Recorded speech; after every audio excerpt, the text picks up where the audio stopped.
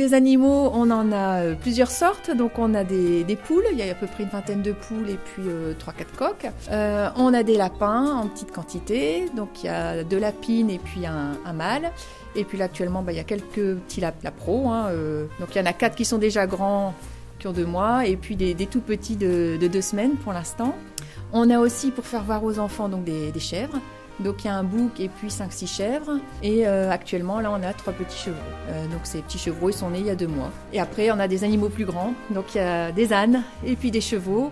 Donc on a une ânesse et puis un âne qui a 3 ans. Et puis après, au niveau des chevaux, donc c'est des chevaux fjord.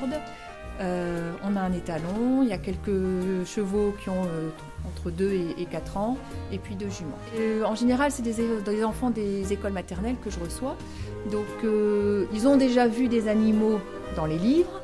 Peut-être en se promenant, ils en ont vu de loin, mais là, ils ont l'occasion de pouvoir les toucher et de les voir de près. Donc, pour eux, c'est impressionnant quand même. Ils sont étonnés de les entendre, déjà de pouvoir les toucher. Les entendre, parce qu'un âne qui braie, c'est impressionnant, un coq c'est pareil. Ensuite, caresser, voir la différence entre du poil de lapin, du poil de chèvre.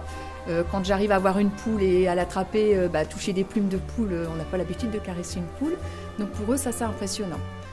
Et après, sinon, on leur fait découvrir aussi un petit peu la fabrication du pain ou le monde des abeilles. Donc il n'y a plus d'activité agricole sur la ferme, je fais juste l'activité pédagogique. Donc ça fait 3 ans et demi que j'ai repris l'activité pédagogique.